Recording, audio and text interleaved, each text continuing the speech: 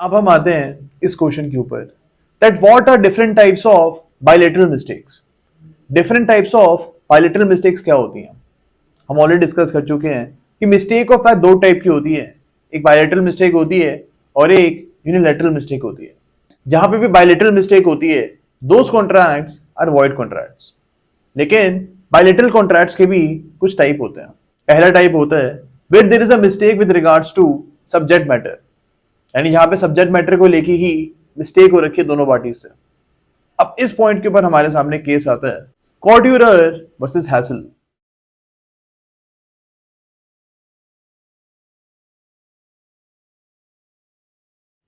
अब इस केस में क्या होता है, यहां पे एक शिपिंग कॉन्ट्रैक्ट होता है। ए बी को बोलता है कि आपका सामान लेके मैं शिप करवा दूंगा। अब यहां पे बाद में जाके पता लगता है कि ये सामान एग्जिस्ट करता ही नहीं है, यानी अगर सामान ही एग्जिस्ट नहीं करेगा तो शिप कैसे कराओगे आप उसको?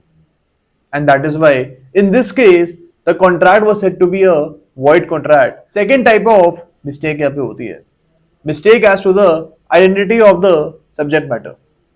अगर आपको सब्जेक्ट मैटर की आइडेंटिटी को लेके कोई भी मिस्टेक है then that contract will be a void contract. तो आपको याद रखना है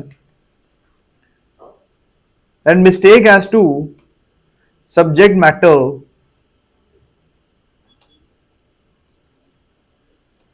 of the contract will result into a void contract। अब इस पॉइंट के ऊपर हमने पियर्सन शिप्स का केस जो है ये पढ़ा था। थर्ड टाइप ऑफ मिस्टेक यहां पे होती है mistake related to the quantity and quality of the subject matter. अगर आपको क्वांटिटी और quality of the subject matter को लेके कोई भी मिस्टेक है in these type of cases it will result into a void contract. यहां पे आपको याद रखना है कि दोनों पार्टीज को ये मिस्टेक होनी चाहिए। फोर्थ टाइप ऑफ मिस्टेक यहां पे होगी mistake as to the title of the property, यानी कि अगर टाइटल ऑफ द प्रॉपर्टी को लेके दोनों पार्टीज मिस्टेक में है तो यहां पे कॉन्ट्रैक्ट को अवॉइड कर सकते हो। अब यहां पे हमारे सामने कूपर वर्सेस फिप्स का केस है।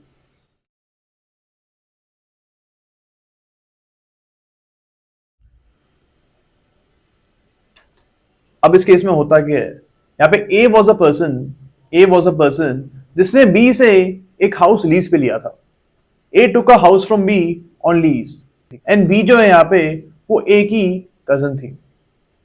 ओके अब बाद में जाके ए को पता लगता है कि ये घर तो मेरा ही है, यानी बाद में उसको पता लगता है that I am the owner of this house. अब अगर आप एक हाउस के ओनर ही हो तो यहाँ पे आप लेसी कैसे बन सकते हो? That is how you can be a lessee of a house of which you are an owner।